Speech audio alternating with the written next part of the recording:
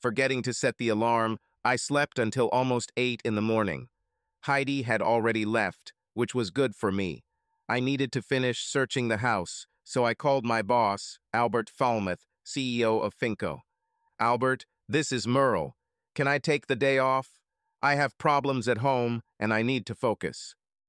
You're not cheating on Heidi, are you? No, nothing like that. How long can I be gone without causing problems? Take a month off, and then we'll talk. Gemma and her assistant Archero are doing such a good job with your department that you could retire today. Sounds good. I should call Gemma and explain what's going on with me. I'll handle everything myself. Relax and enjoy your vacation. Maybe I can persuade your wife to spend more time at home. What do you mean, Albert? Oh, well, you told me about all the nights you're alone until late. Merle, I have another call. Don't worry about anything. Goodbye. It was strange because I never told him about my wife. I made myself some muesli and toast and wondered where I should look next: the attic, the spare bedroom, or the garage.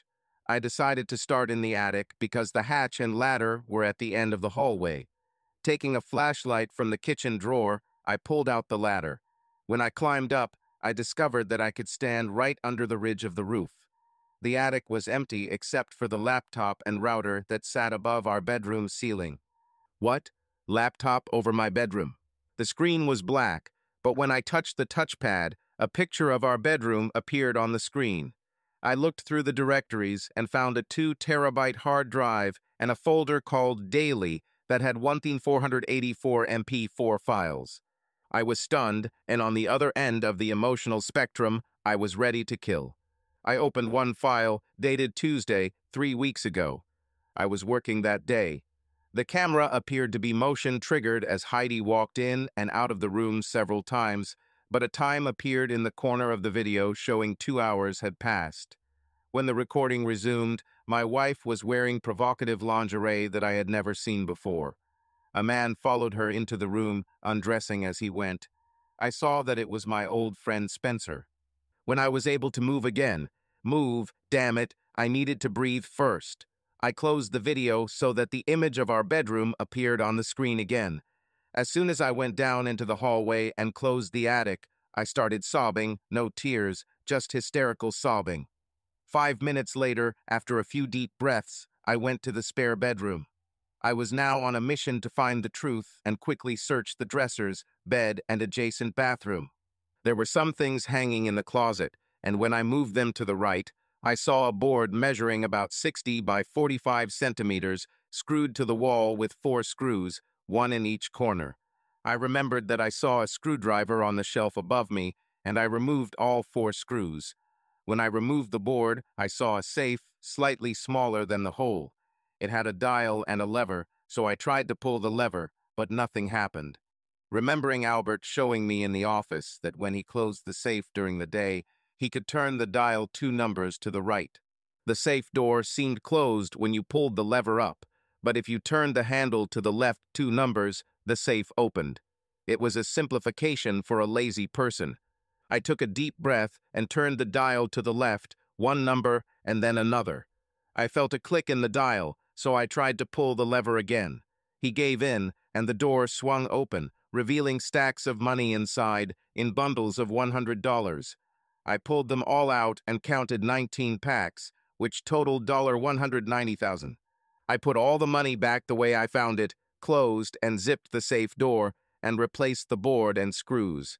After putting the screwdriver on the shelf and closing the cabinet, it seemed to me that everything looked the same as I found it. I needed to talk to someone who knew about computers and cell phones, but who? Maria Nguyen is at work. I helped her get a job, green card, and citizenship. Plus, she was my assistant for a year. Opening my little black book where I kept my personal numbers, I found her information and called her work phone. It Department, Maria Nguyen. How can I help you? Do you want to run away with a 36-year-old man and never work again? Merle, you never call. What do you mean by run away? If I'm with you, I'll leave today. Don't quit just yet. I need to talk to a friend and I don't have many friends. I'll call Mom and she'll make dinner for us. You can tell me everything. Oh, Merle, I miss working with you so much. Then why did you ask for a transfer 8 years ago? Not by phone. I'll text you with my new address. I bought a big house when my mom moved here 3 years ago. See you today at 6. Oh, I have another call. It's Jem. See you tonight. I hung up and walked into the bedroom where I noticed a piece of paper on the floor next to Heidi's dresser. It was a note. Dear Merle, I left early to help Meredith with the property auction in Charlotte. We will go there today and stay home tomorrow. I will be later than usual, but I will devote the whole day tomorrow to you. Love you. Heidi. True, it's all yours, except that I share you with half the city. I took out a yellow pad from my briefcase and made a list of the pros and cons of staying married. I titled one column, Stay, I'll Forgive Her, and the other, Go the Hell. I then listed the reasons under each column. The result was 2 points in favor of staying and 13 points in favor of leave. Then I made a list of things I needed to do to leave, which took almost an hour. My final list included things I wanted to take with me, and I got through it quickly. With the exception of my clothes and personal belongings, everything else I planned to take belonged to her. Well, okay, as they say, possession is 9/10 of the law.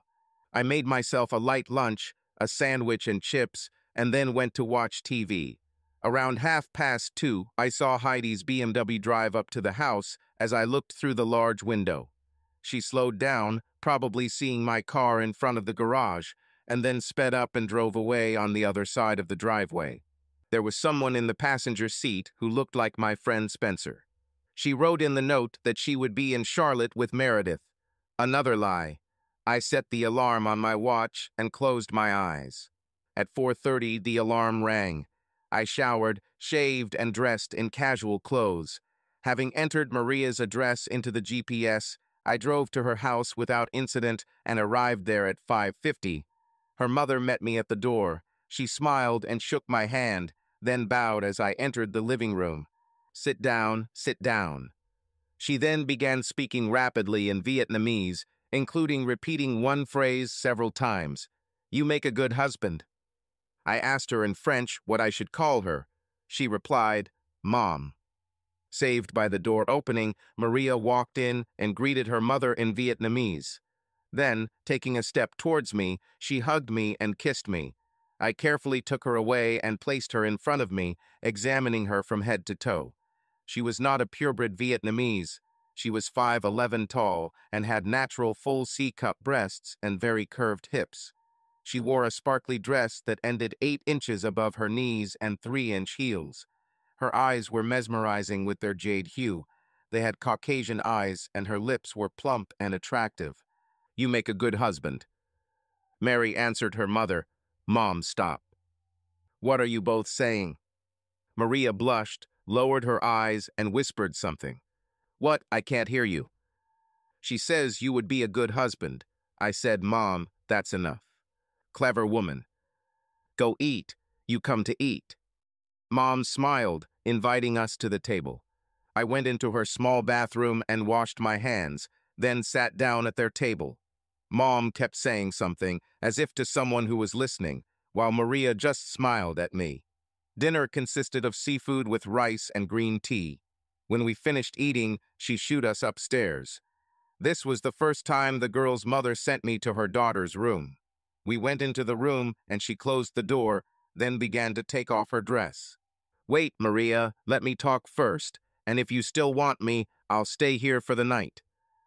She nodded. So I told my marriage story, all my wife's dirty secrets, all my plans and needs, and everything I wanted to say. An hour passed, and when I finished telling my story, I extended my hand to her. She melted in my arms, crying and laughing and kissing me. I asked her, why did you transfer from my assistant to it? I couldn't work with you anymore, and you were happily married. I wanted to jump on you, but it would damage the family's reputation.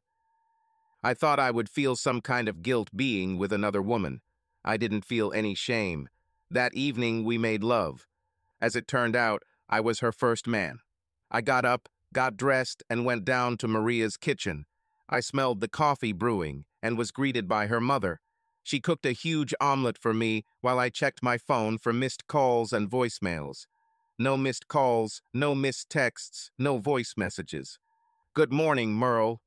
Maria was in a white robe, which hid everything, but did not hide anything.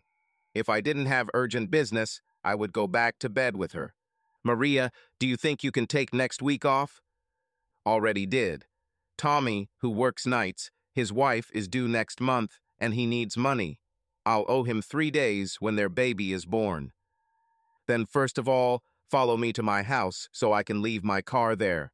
Then to the Apple store for a new iPhone, and then to the used car dealer. Are you ready? The kiss I received confirmed her readiness. I need to get dressed. When I arrived at my house, Heidi's car was not there. I signaled for Maria to come in with me. She was wearing another short, tight dress, and I wanted to. Stop. Too much to do. Bad Merle. At the end of the hallway, I pulled out a ladder and climbed up to make sure she hadn't added any more cameras. In the spare room, I opened the safe and saw that she had put in another wad of 100 bills. Buying an iPhone was easy, and buying a big truck was easy too. We went to a used car lot and found a Suburban with 28,000 miles on it. It was equipped with everything necessary and had a towing device. I was about to go into the office when a beautiful big blonde in a red dress came out. Hi, how can I help you? How much do you want for this Suburban? I tried to sound simple. $49, $795 and plus tax, plates, title, and handling fee. Do you have trailers? Of course, honey. Follow me. Here it is, honey, 7x14, $4,000. Let's go inside and talk. When all negotiations were over, I purchased the Suburban and trailer for $58, $500 in cash. I agreed to bring the cash receipt by Friday morning. The extra money in the transaction was to make the cashier's check personal upon receipt. This way, you wouldn't have to report Form 8300 to the IRS. Maria took me home, and we promised each other to be together forever. Heidi's car was still missing.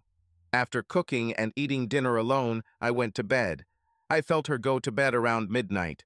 Waking up at 4 a.m. to the alarm on my watch, I took her phone and went to my home office. I removed the battery and closed its terminals, as Maria showed me. After putting her phone back on the charger, I went back to bed and slept until my second alarm at 6:30. Heidi was still sleeping. I got up as usual, got ready for work, and made myself a bowl of oatmeal and a cup of coffee in the kitchen when I heard Heidi call me. Merle. Yes, darling.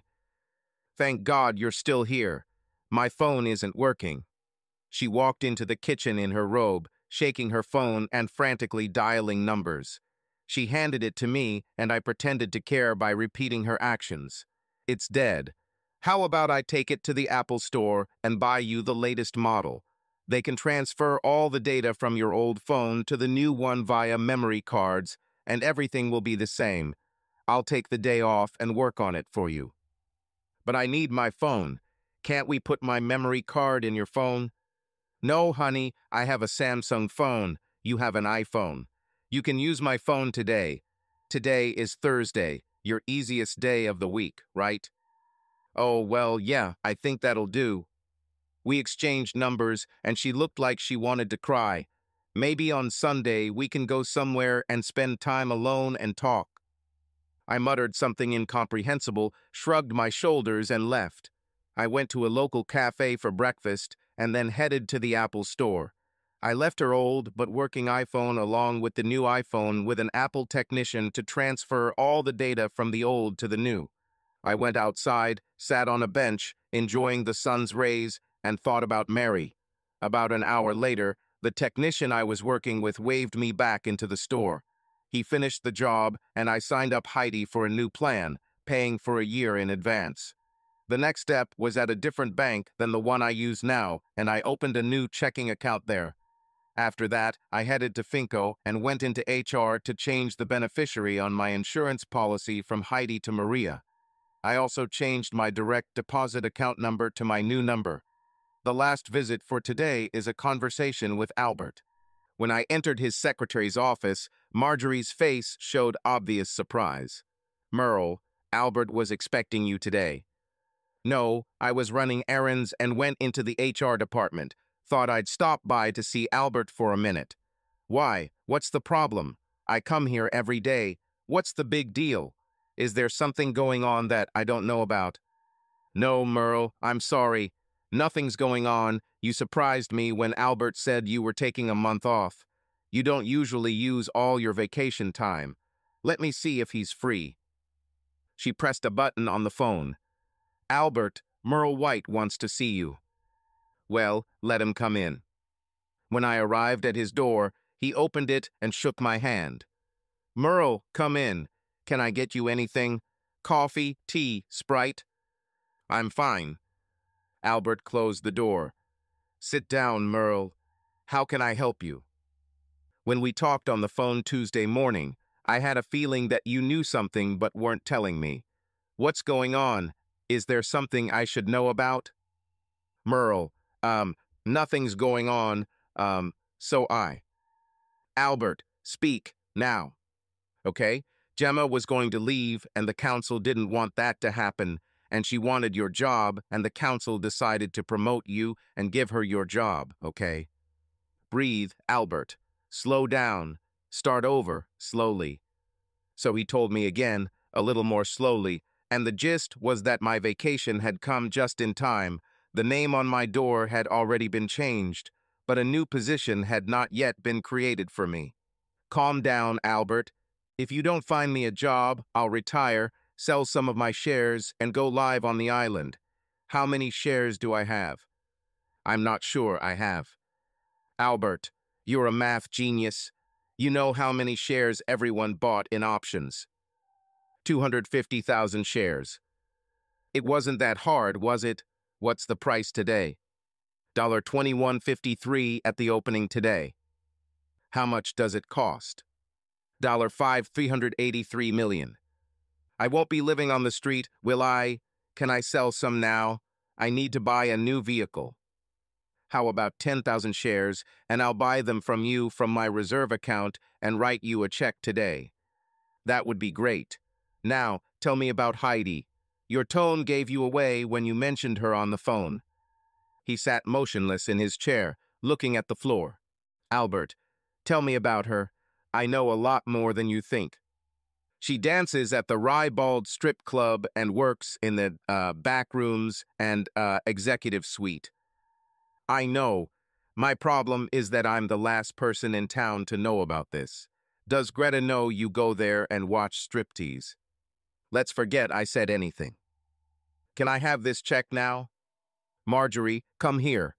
She came in, and after Albert explained what we were doing, she completed all the paperwork and wrote me a check for $215, $300 from the checkbook in her safe. I got up and started to leave. Do what you can about work, but don't worry. Oh, and let's keep this conversation a secret. Heidi doesn't know that I know, and I haven't talked to her yet. Of course, Merle. And if it means anything, I'm sorry. As I touched the doorknob, I spoke my final thought. Albert, is she really that good? The word that describes her performances is wow times 3. As I said goodbye to Marjorie, I began to think. Marjorie, you seemed very nervous when I came in. Have you talked to Heidi? Merle, why would you, think that I, did that? Thank you. You answered my question. Tell Heidi I said hi. Maria and I spent the rest of the day making Heidi's old phone a clone of the new one. She copied all the data from the SIM card to the cloud, and when she finished it, wax on, wax off, everything that Heidi received and sent via SMS was duplicated on the new phone on the old one. I kissed her and went home for dinner. My wife was cooking dinner, so I washed my hands and we had a nice dinner, our last. While I was clearing the table, she asked about her phone. I took it out of my jacket pocket and handed it to her. As I finished rinsing the plate, I asked, Heidi, why didn't we have children? I turned around and continued talking. We were both tested, and she wasn't there. I looked down the hallway and saw that the bedroom door was closed. I lay down on the couch with her old phone and started watching the text messages. I read messages from Meredith, Spencer, Devin, and the mayor. They all hurt my pride, but there was no point in crying. When the bedroom door opened, I covered the phone and sat down. She stopped and looked shocked that I was awake. She had changed into a dress and was holding her purse and car keys.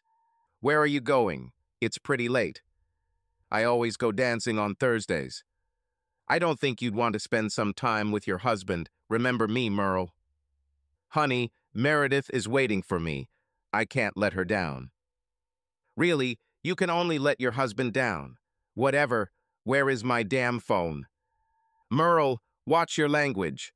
She took my phone out of her purse and handed it to me. I roughly snatched it from her and turned away. When I didn't hear her leave, I turned around and barked, "What the hell are you waiting for, Christmas?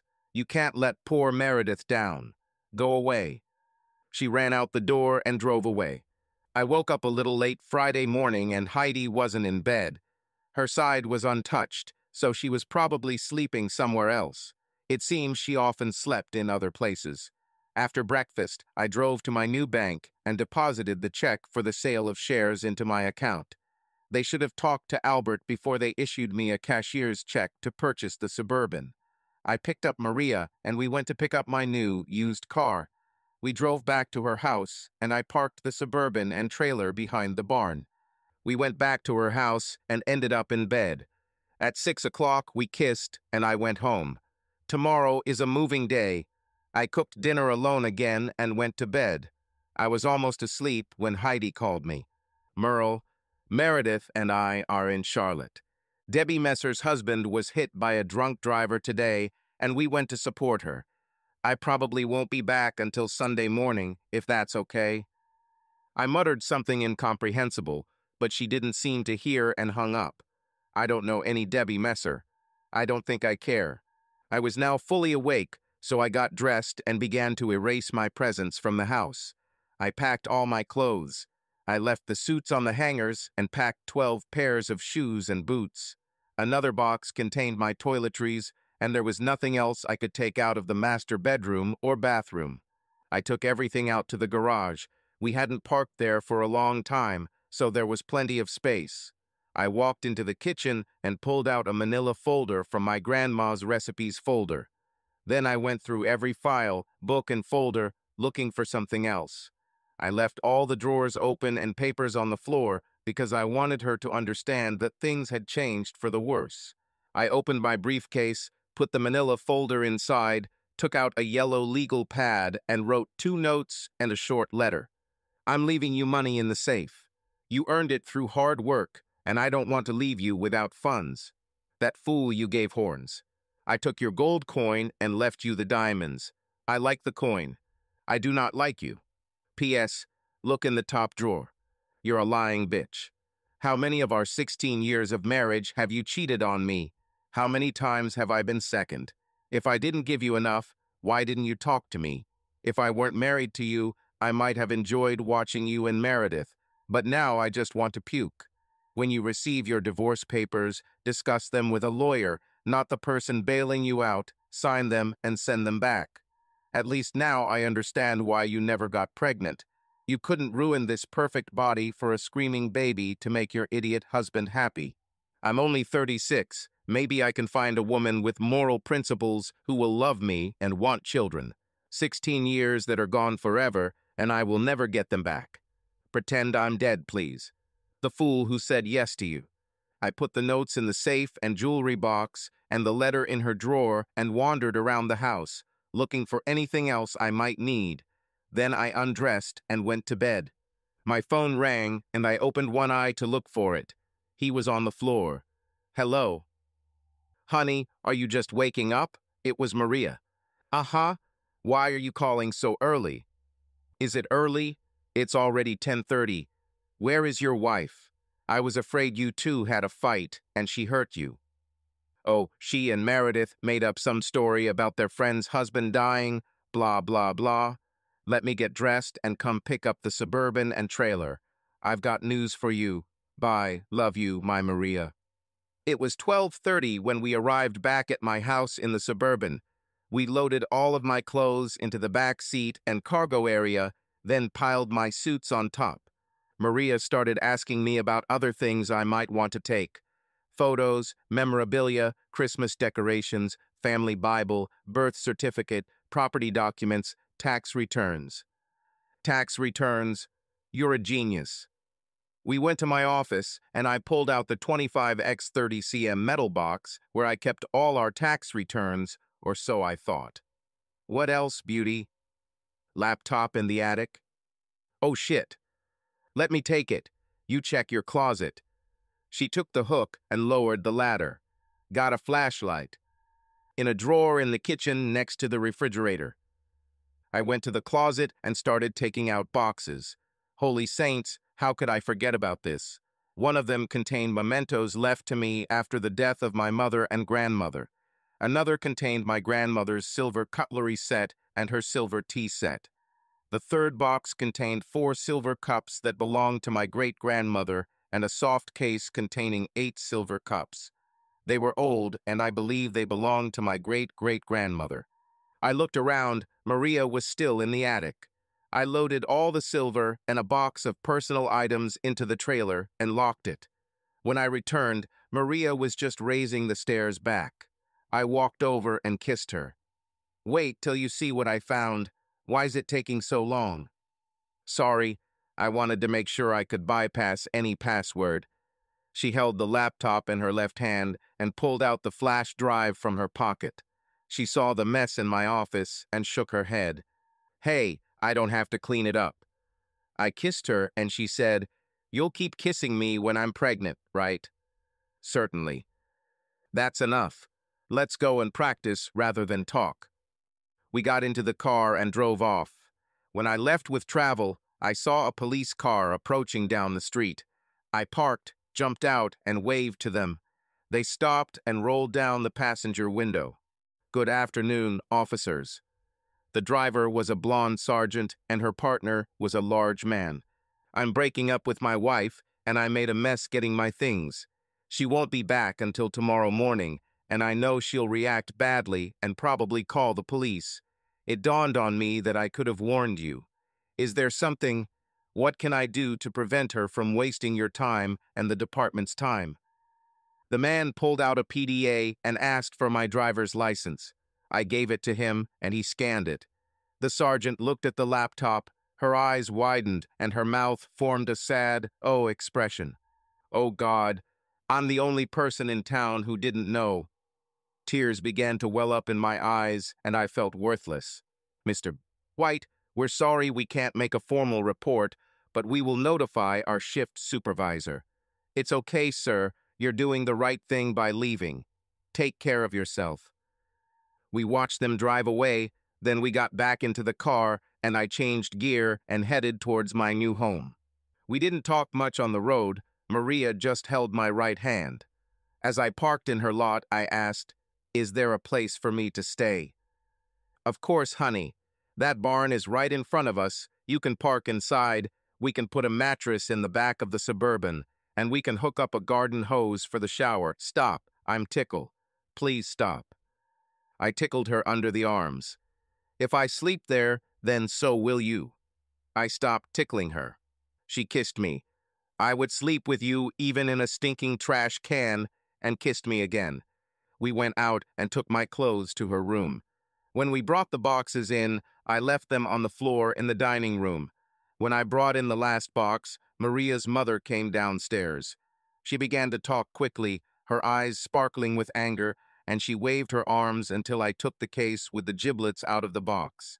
When I opened it, she said something with admiration that I did not understand. She spoke again. Maria translated, "She tells you to put everything on the table." When all 4 sets of silver were on the table, she fell silent, walking around the table with small steps and lightly touching the silver. Maria and I stood silently, watching her. After a couple of minutes, she spoke again and began waving her arms. She says, "Go clean your room. put that box in Maria's office and get those 2 boxes out of my house. So I took out the empty boxes and put them in the trash. Upstairs in Maria's room, I saw that all my hanging clothes were in the closet, and she was sorting through my clothes, putting them in the chest of drawers. Go help Mom. We need to go shopping for you. You have no style, no chic. Mom says put away the boxes. Maria says my clothes suck. So after being kicked out of my room, I went to see what Mom was doing. She had a jeweler's loupe and was examining the cutlery. When she saw me watching her, she beckoned me with her hand. Come here. She sighed and said, Where did you get this? Where did I get this? I said, drawing on my French lessons at school. My mother's great-great-grandmother. I hope that means from my great-great-grandmother to my mother. Maria called me again. Merle, I need you. I hesitated, and my mother waved me off. Merle, we need to go shopping with you. Your underwear and socks are terrible. Most of your casual clothes are wearable, and your suits are well-tailored. Good, let it be your way. She grabbed the keys, and we drove to Macy's. 3 hours later, I had new boxers, briefs, t-shirts, and socks. I also had 6 pairs of casual pants and several shirts. I took everything into her bedroom, and she pushed me away. So I went to look for my mother. Mom screamed. I recognized the word "is" in her cry. All the silver was still on the dining table, so we ate at the kitchen table. Maria served me a dish of chicken and vegetables with rice. Mom and Maria spoke in loud voices in Vietnamese, which I could not understand. I finished my second batch and put the dishes in the dishwasher. I went into Maria's office and connected the laptop. After turning it on, I noticed that it loaded quickly and did not require a password. I decided to see what was in the catalogs, just a bunch of video files sorted by date. Before I started browsing, I created several folders in this directory and called the first No Sex, the second Sex with Me, the third Sex with Unknown, the fourth Sex with Famous, and the fifth Sex with Spencer. Spencer was involved in this nonsense, and I was going to figure out how to do it. Since the most recent file, there has been no sex on video for 21 days. Then alone with Spencer and still no sex. I didn't watch the whole video, just 30 seconds or less, so I could sort them into folders. Back at the computer, I continued sorting for another half hour before my mom came in and said, "Let's go." She walked into the living room and sat down in a chair, pointing to the sofa. Maria and I sat down and waited. Mom spoke, and after about 20 seconds, Maria reacted angrily to her mother's words. They were going back and forth and getting louder, so I stopped the confrontation. I jumped up and shouted, "Stop!"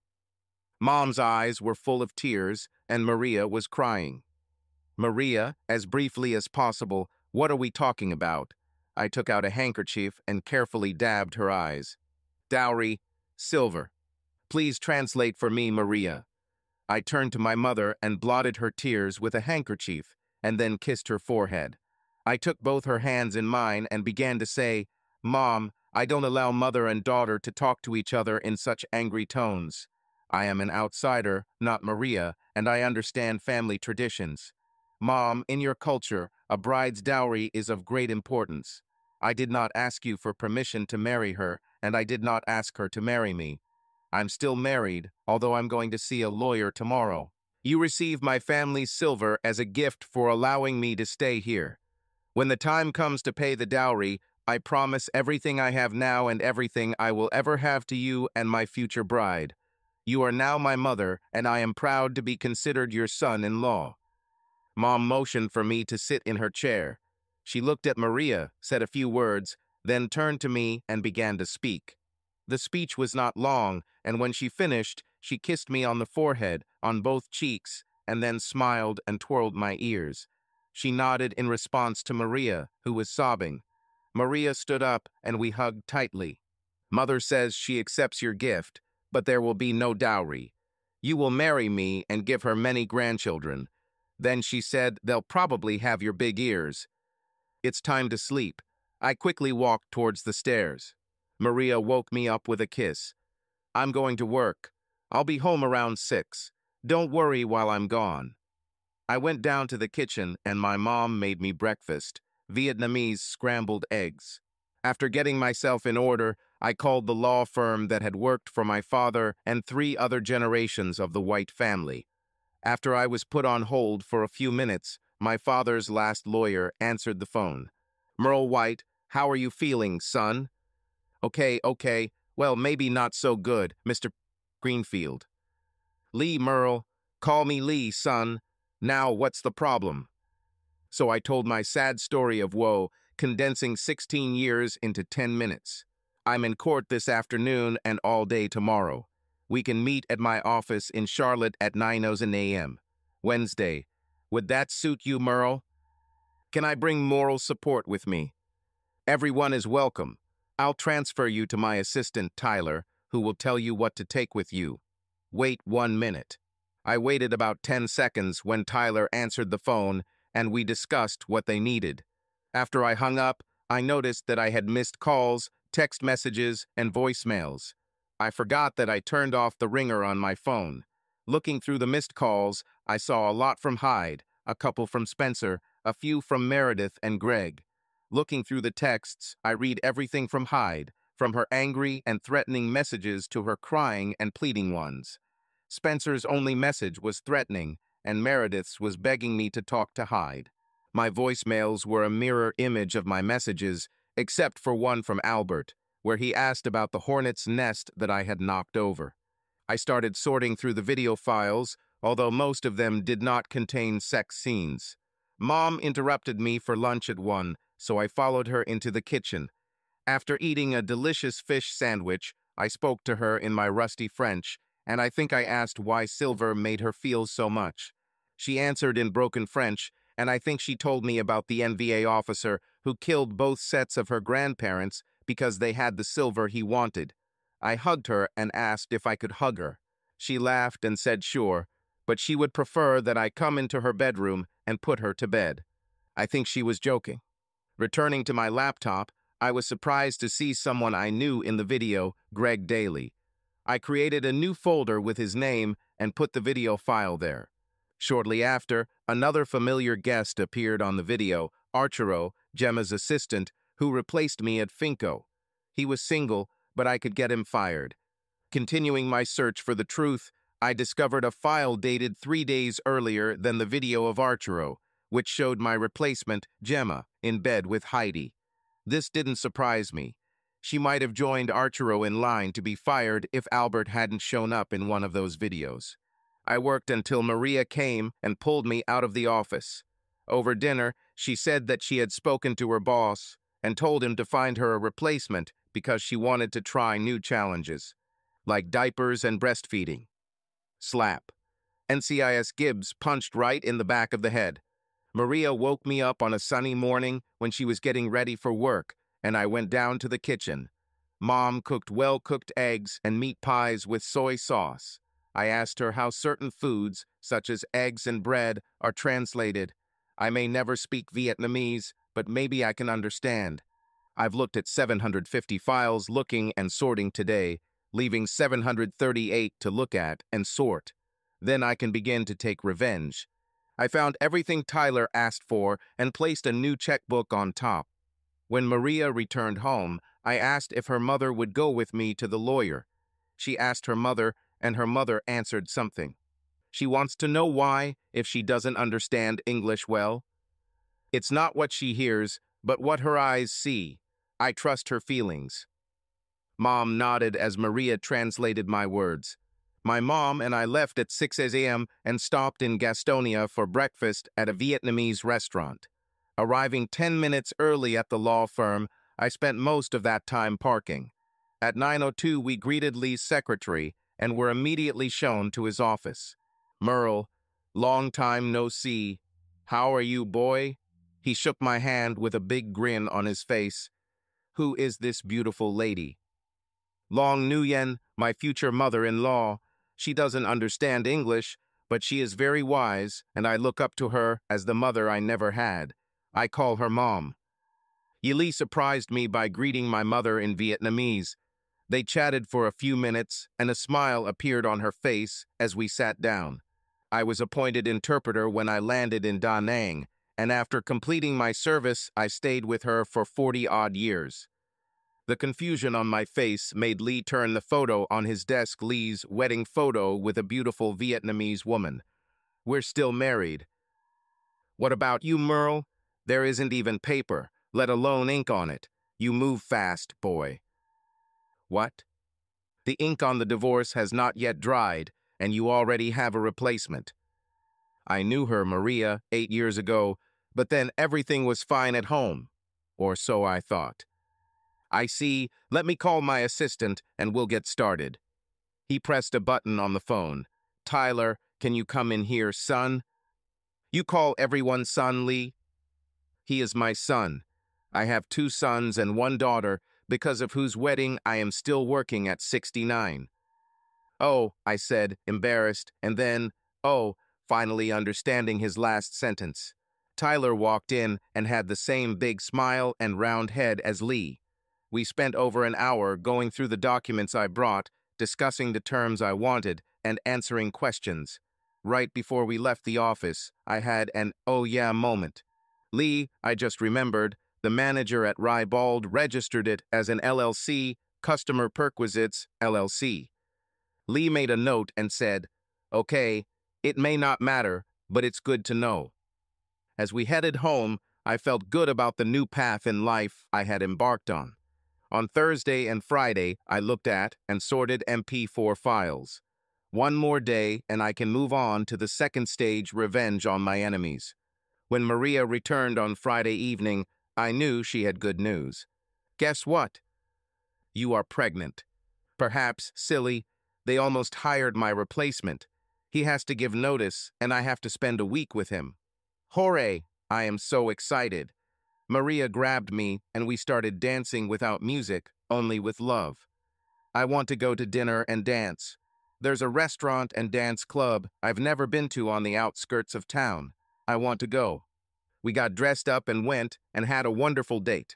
I woke up early Saturday morning, eager to finish sorting through the remaining files. Maria wanted to help, so I copied the Spencer video onto a flash drive. If you have a program that can convert speech to text, that would help a lot. While she worked on her desktop computer, I continued working on my laptop. After lunch, we continued working, and I finished at 4:15. Merle, I have 6 of the 20 transcribed and printed out. You don't need to decipher any more to understand that this man is below the seabed. On Monday, you will begin your revenge, first on him. I took the sheets she handed me and read them. When I was done, I put all the pages in the shredder and told her she didn't need to transcribe any more scenes. Spencer must disappear forever. We ate what Maria cooked because Mom had dinner with Duong. Maria prepared breakfast while I read the Sunday newspaper. We spent the day lying in the sun, thinking of baby names, planning the wedding, and having sex. I slept until 8, and Maria had already left for work. I was wandering around the house when the phone rang. It was Lee. Hey, Merle, we prepared everything just the way you wanted. With what you told me about the reasons for the divorce and the videos you have, you can use that if she doesn't want to sign. I can't do this for you because it might seem like coercion. I also discovered that for the last 6 years your tax returns were filed as married, but filed separately. Did you know about this? No, but nothing surprises me. She handled our taxes for about 6 years, saying she was doing her part around the house. Even the IRS knew her secret before I did. I have questions. When to file, and when do you want her to be served? Serve it as soon as possible. Can you give it to her today? Certainly can. I'll call you back. I grabbed the car keys and told my mom that I would go out for a while and would be back soon. I drove to my house and entered my street from the opposite side. Her car was parked in the garage next to Meredith's. I quickly left and returned home. It's strange to think about it, but Maria's house is now my home. I dialed Lee. At home, Lee. She never does anything on Mondays. I checked, and she's there with her best friend, Meredith. At 2:20, Tyler called me back. Hey, Merle. Heidi was served the papers at 2:05 today. On Tuesday morning, I thought out my plans for revenge without writing them down so that my mind could not testify against me. There were 4 men and 1 business that I wanted to destroy. Mayor Rudolph Burns. I had several videos that I could send to the newspaper to ruin his career. Devin Durand, owner of Rybald Strip Club. I was going to burn it down. I needed to find someone who could do this. The police chief covered up numerous complaints about the club's disruption of public order. He will go down with the mayor. The last one was my old friend Spencer McCoy. He made Heidi who she is now. I'll deal with him myself. Of the 34 men in the video, she only slept with once. I'll let my gut decide. I knew 2 of them, and I was going to talk to them. The first person I met was Bradley Smith, the high school principal. His first year as principal was my senior year in school. I drove to school and waited for him to finish his meeting in his office. When he came out, he recognized me and invited me into his office. "Hey, Merle, haven't seen you since your 15th birthday party 3 years ago. I want to talk to you about Heidi." "About, I think you know about, well, you know." "How and where did this happen?" "Spencer McCoy came to me about a year ago, wanting advice on some of his problems. We got into his car, and he took me to Rybald. I'd never been there before, so I didn't mind.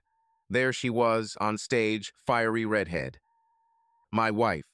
Spencer gave me a private dance in the back room. I finished my drink and followed her.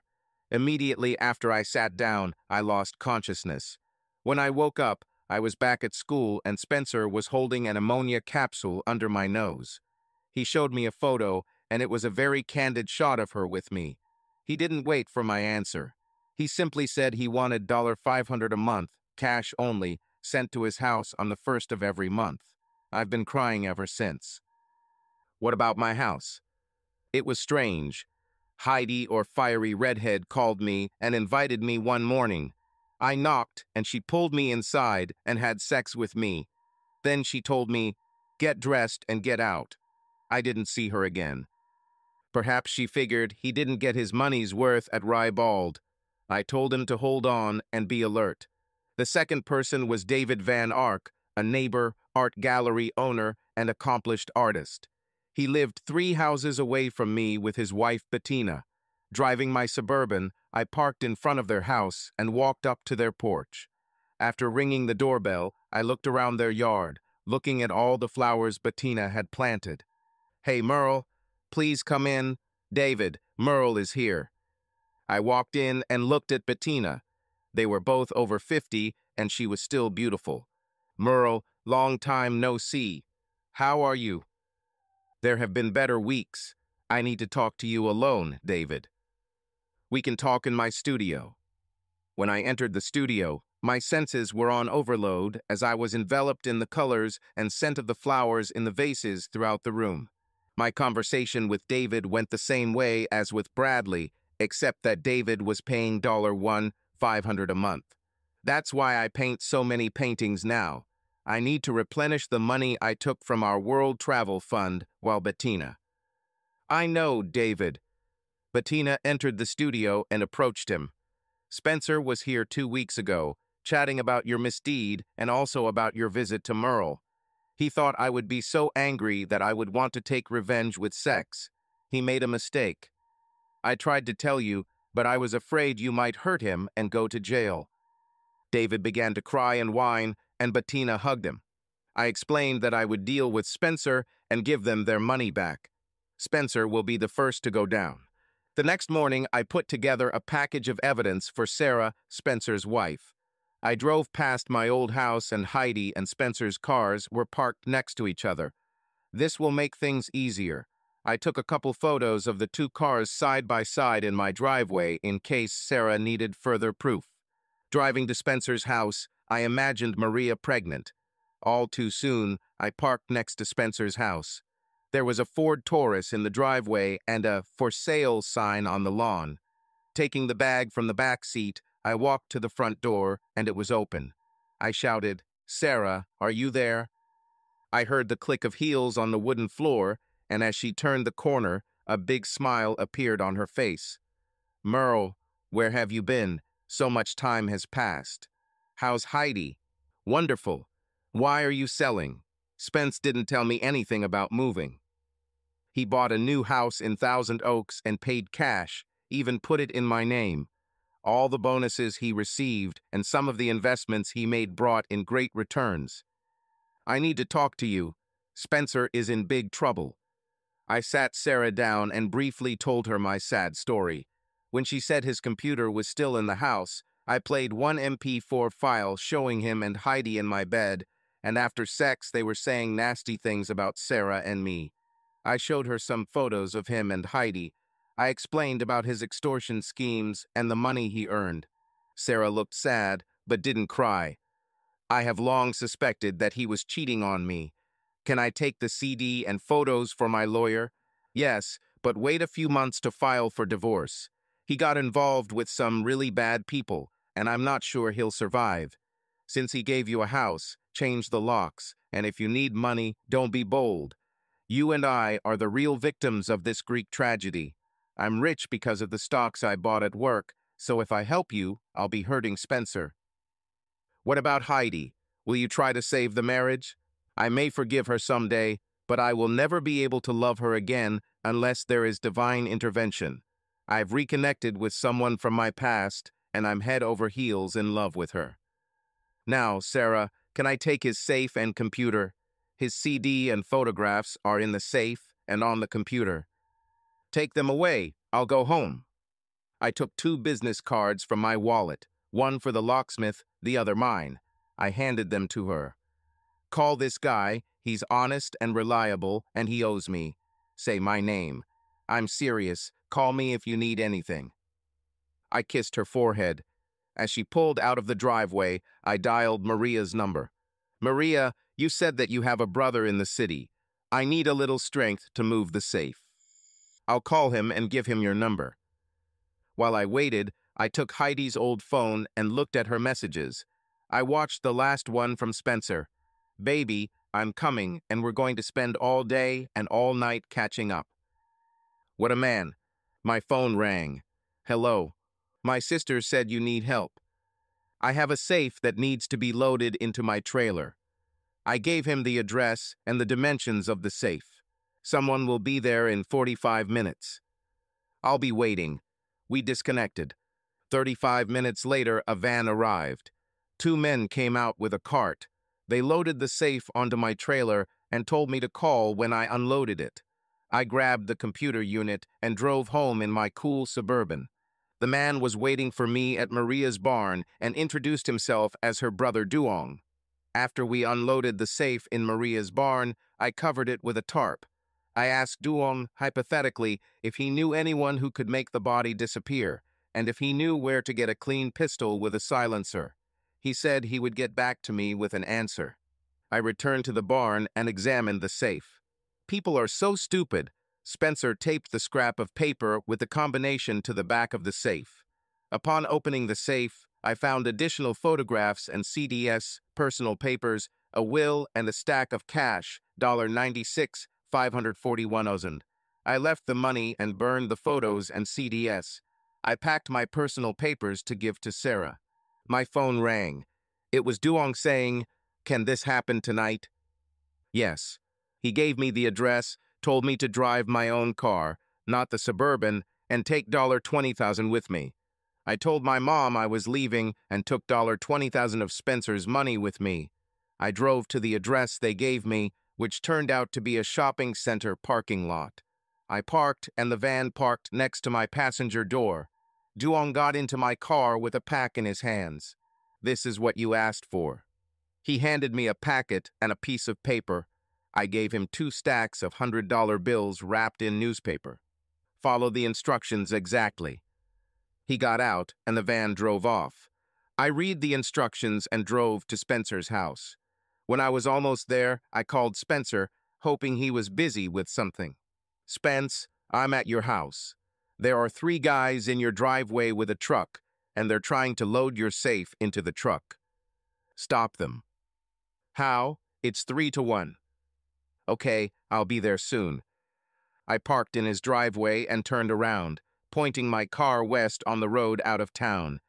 15 minutes later, his car screeched around the corner and slid into his driveway. He got out and I yelled at him to get in my car. They just left. Sit down. The safe was gone. He believed me and got into my car.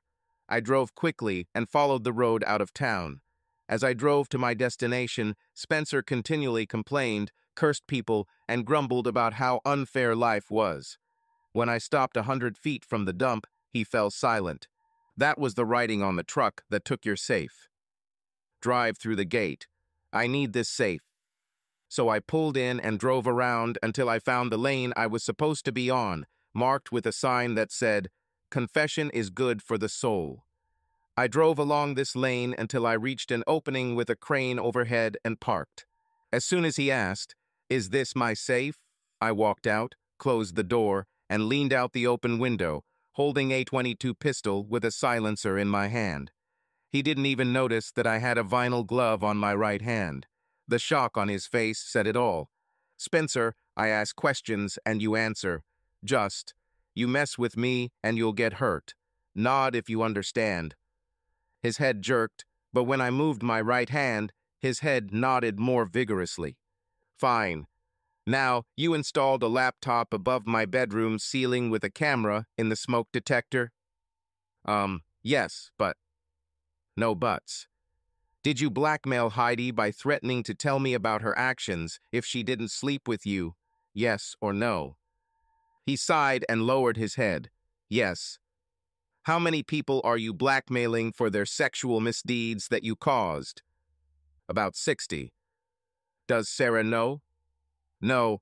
Please don't tell her." "Last question, why do you hate me so much?" "She's too good for you, Merle. You don't appreciate her, and you don't." I killed him. I walked to the exit of the landfill, where Duong picked me up and took me home. He stayed for dinner, and we had a great time, eating and talking. As he was leaving, he stopped and looked at the silver. "Did you give all this to Mom?" I nodded. He smiled. "That night, I confessed everything to Maria and begged her for forgiveness. Merle, we Vietnamese think about killing differently than white Americans. When a person deserves to die and dies, we don't care how it happened. Understand?" I transcribed 6 scenes of conversation between Heidi and Spencer, and he was an evil and disgusting man who deserved to die.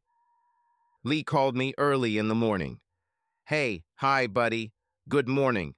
Your wife will sign the papers today if you talk to her." "What does it mean?" "Signing it means that after submitting the documents, you will be free in 90 days. "What should I do?" "Tyler is on his way to pick you up and will take you to your old house to meet Heidi and her lawyer at Tenosin." "Okay, I'll be ready." I called Maria. Maria Nguyen is listening. "Maria, great news. I'm meeting with Tyler, Heidi, and her lawyer at Tenosin. She will sign, and in 90 days, I will be free." "Amazing. What does she want?" "Talk. We met at her house, and after signing, I will let her speak." "Talking only, no kissing." "Yes, darling. Yes, darling. Bye." Tyler picked me up, and I gave him directions to Heidi's house. When we arrived, her lawyer was already walking towards the front door. Heidi came out to meet her. "Oh my God, Merle, her picture doesn't do it justice." "Come on, Tyler. Don't drool." We went inside, and I led Tyler to the dining room. Heidi didn't look me in the eye. We signed and initialized documents until we had everything signed. Both lawyers returned to their offices, and Heidi and I were left alone, strangers after 16 years of marriage. "Did you want to talk?" She got up and started walking. "It all started 6 years ago when you were at a 2-day seminar in Atlanta. Spencer came to me, and I became the first victim of his extortion scheme. He gave me some stuff and stayed overnight. The next night, Spencer gave me more and took me to Rybald, and I was in awe of the control the girls had over the men's wallets. When I finished, there were $1 500 bills on the stage. From that moment on, you became second to me. I won't tell you about all the men or women I've slept with. There were many of them. At first I danced only on Fridays, then on Wednesdays. That's when Meredith joined me. Add in the Saturdays I supposedly gave to charity, and the Thursdays I supposedly went dancing, and I started treating you like a roommate. The men we were with, influential men not filmed at the club, paid decent amounts of money for a lap dance or a night in their hotel room. Many nights, this is why I was late home. Among them were local politicians and businessmen, police officers, as well as victims of Spencer's blackmail. So you didn't see our future together? No. The thrill of sex with many men and the money is something I can't resist. There is one elderly man who is 58. He is rich and really wants me, just for himself. Maybe I'll try with him. What about Spencer? He's bad news, a truly evil man. He hurts me and calls you all sorts of names. I hate him. Take your money and diamonds and go far away. Did you know he installed a camera in the smoke detector in our bedroom and a computer in the attic? Camera? Oh God, no. How long? 5 years. That's why he made me call the men he was setting up at the club. She lost her composure, tears and mascara were running down her cheeks, and I felt no sympathy for her. Don't worry, I have everything under control. That's why you need to leave the city. I'll put the house up for sale. Go to your lawyer and sign a power of attorney. We stood and looked at each other for a moment. Heidi, can you take me to where I live? Certainly. When we arrived at Maria's house, she asked, "Have you found someone you can love?" "Yes," I replied, getting out of the car. Fine. Heidi went to her future, and I went to mine. Maria came home at 4 and said, "They fired him. His job fired him so he could start on Monday." Who fired who? My replacement. His job fired him, so I have 1 week left the day after tomorrow. Is everything signed? 90 days. We should get married in court or at the magistrate's. Mom, this hurts. Mom listened and slapped me because she was still not used to my humor. The next day I went to Finco to see Albert. After I explained what was on the CD and what happened in the 2 scenes, he put his head in his hands. That explains some of the things I've heard about Jem. Can you go back to your old job? I laughed and went out on my own. Marjorie pretended to be talking on the phone. After returning to my SUV, I called Sarah and told her I needed to see her. She told me to come. When I got to her apartment complex, and after going through security, I drove to her mansion and parked in the driveway. As she left her house, she asked me, "Have you heard anything about Spencer?" "Only rumors. I heard that he encountered those evil people I told you about, but I don't know where he is. I have a present for you." I opened my suitcase and handed her all the papers from his safe along with $20,000. His will is there. She looked at the money when I left to see Maria. We were planning to visit relatives in Gastonia when there was a knock on the door. I opened it and there was a policeman standing in the doorway. I invited him inside and led him into the living room. "How can I help you, officer?" "I'm investigating the disappearance of Spencer McCoy. He disappeared yesterday, and we were told that you know him and saw him at his house yesterday.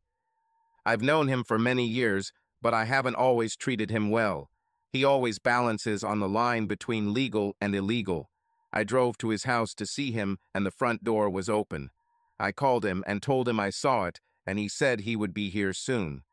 15 minutes later, he arrived and was angry because his safe was missing. There was a piece of paper on the table by the door, and when he read it, his mood changed from anger to fear. He asked me to give him a ride, and I agreed. I drove him west, out of town, and dropped him off at a bus stop. He said someone would pick him up, but I had to leave quickly. He added that these are evil people whom I don't want to know. That's why I left. If I have more questions, can I come again? Of course, officer. When he left, Mom and Maria hugged me from both sides. We went to Gastonia, and I had a great time watching Maria fight off all the single women trying to get between us. She wasn't the only one who returned home with a handprint on her cheek. On Sunday morning, as I got out of bed, I asked, "Maria, can we go on a long vacation next week?" I need some time. Too much stress, oops. Mom entered without knocking and quickly left, closing the door and muttering something. Mom was quiet Monday morning as I showed her how to make French toast, just the way I like it. They were so delicious that she ate mine, so I had to make more. I picked up the newspaper, and on the front page there was an article about the mayor, the scandal, and the secret wife and children. Yes, I would like to go on vacation right now. Over the next few days, the newspaper reported on the mayor's misdeeds, stories of corruption and sex, a judge accepting bribes, and a police chief embroiled in a scandal. On the last page was an article about my old friend Spencer, who had disappeared. Bradley Smith called and wanted to know if I had anything to do with the envelope of money that was delivered to him. I answered honestly, "Bradley, I never delivered you an envelope filled with money." Duong found someone who did it. Bettina Van Ark called an hour later to say they had received a surprise gift in the mail and asked if I would like a portrait of my wife at a reduced price. I replied, "Can I come back to you in 8 months?" Police raided Rybald, and the bad publicity hit the business hard. One day there was a fire there, and it was obvious that it was arson. The fire inspector blamed Devin Durand, who was the owner, manager, and insurance holder. The insurance company refused to pay the insurance, and Durand was arrested. The mayor resigned and disappeared. Speculation in the newspaper was that he knew too much to be left alive. After a thorough investigation, the police chief and 2 other officers were charged with various crimes. 9 other police officers resigned. I put the house on the market, and it sold for full price within a week. Heidi's lawyer took her half. Maria and I went to the French Riviera and spent a week hanging out with famous people on the beaches. There we felt that her pregnancy had begun. When she was 20 weeks along, and after a doctor's visit, I sold more shares and we flew to Sandals Adult Only, a clothes-optional resort for adults. I signed up for 28 days at a cottage on the water. On the 7th day of our stay, when we returned from a canoe trip without clothes, we found someone lying face down on one of our sun loungers without clothes.